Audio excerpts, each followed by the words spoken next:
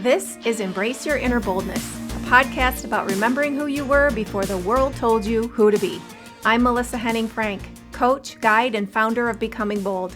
I help you strip away the conditioning, reclaim your voice, and rise into the power that's always been yours. Let's get right to it. Hey, thanks for tuning in. You know, I talk a lot about boldness as something that we each have to reclaim individually, but today I want to talk about what happens when teams try to be bold.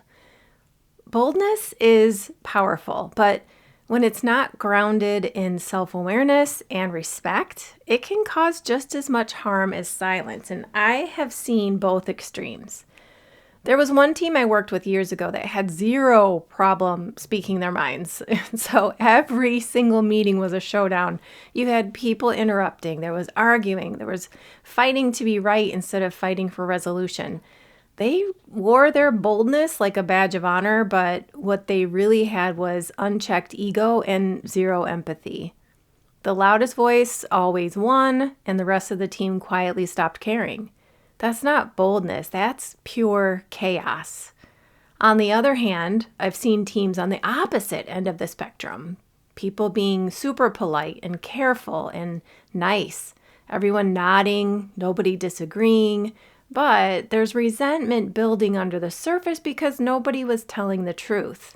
So the magic really happens in the middle of those two extremes where boldness and balance meet, where courage is guided by curiosity, and where confidence is softened by care. And that's what the BOLD method for teams is all about. It's using boldness as a tool to build trust, but not destroy it.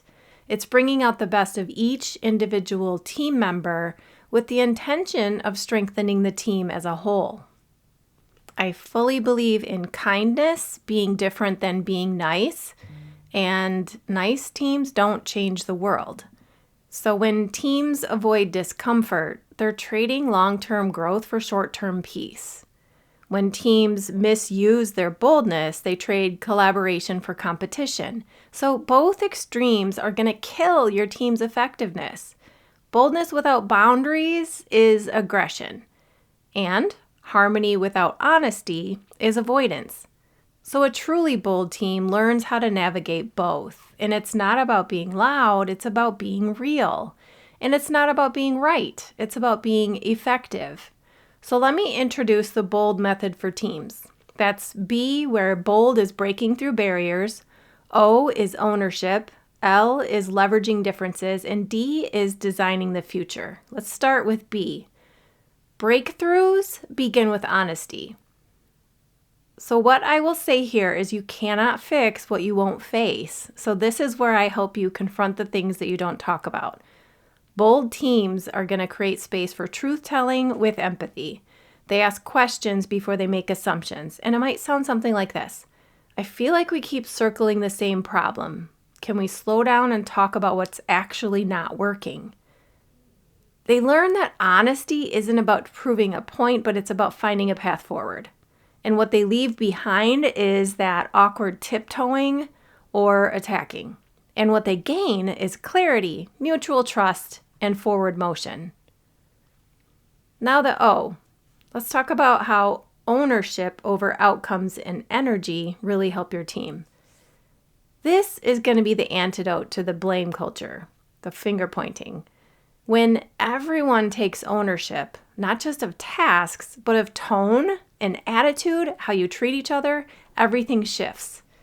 It sounds like, I could have communicated that better, or I was defensive earlier, let's reset. One team I coached started using a reset moment. So when things got heated, someone would say, reset, everybody would take a breath, and they would start again. And it really stopped the emotional spirals in their tracks. And what that team left behind was ego and excuses. What they gained was accountability, respect, and consistent progress. Now let's talk about leveraging your differences. Differences don't make teams dysfunctional, but ignoring those differences really does. So we all process and plan, and we all lead differently. So using tools like the MBTI, the Myers-Briggs Type Indicator, or similar frameworks really helps teams turn that friction of differences into fuel. So for example, one team that I worked with realized that their conflict that they kept having wasn't personal. It was their personality types clashing. So once they understood that one person needed time to reflect and another needed to talk it out right away, their tension became teamwork. It was magic. And what they left behind was frustration and judgment. What they gained was empathy and adaptability. Let's move into the D, the design the future together. Bold teams shape the culture with intention daily. They decide how they want to show up and they hold each other to it. So they ask things like, how do we want to feel when we work together? And what behaviors align with that and which ones don't? They co-create their rules of boldness. So that could be truth with tact, passion with patience, and courage with compassion. What they leave behind when they design their future together is the culture created by chaos.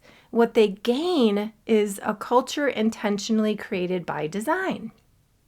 Let's talk about the value add to all of this and why the bold teams are going to be the winners.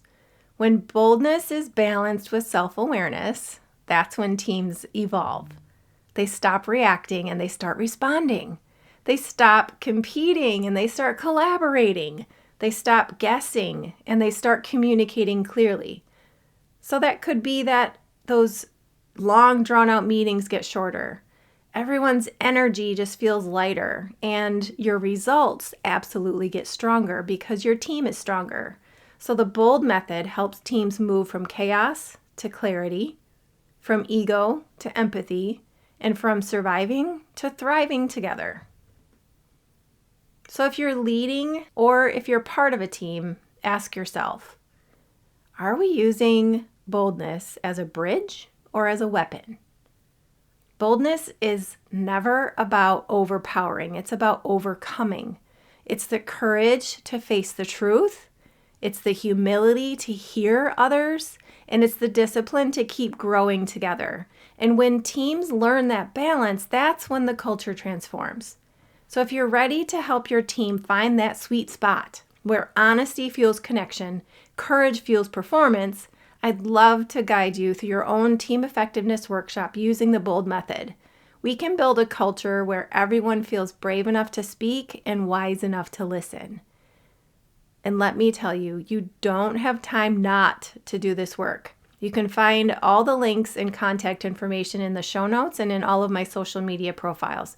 I'm based in Wisconsin and I'm willing to travel to you or work with you virtually. So as you're finalizing your strategic plans for 2026, make sure you're prioritizing your team dynamics and effectiveness, because if you're not, you're going to continue dealing with the same frustrations you've been dealing with year after year after year, and nobody wants that. So let's talk. And until next time, please be kind to your mind.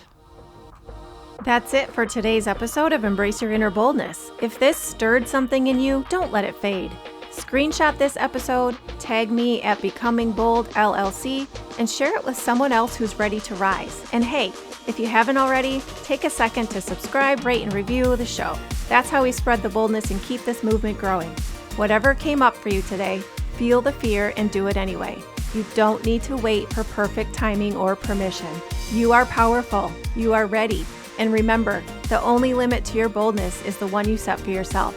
Until next time, stay bold, stay curious, and keep becoming you.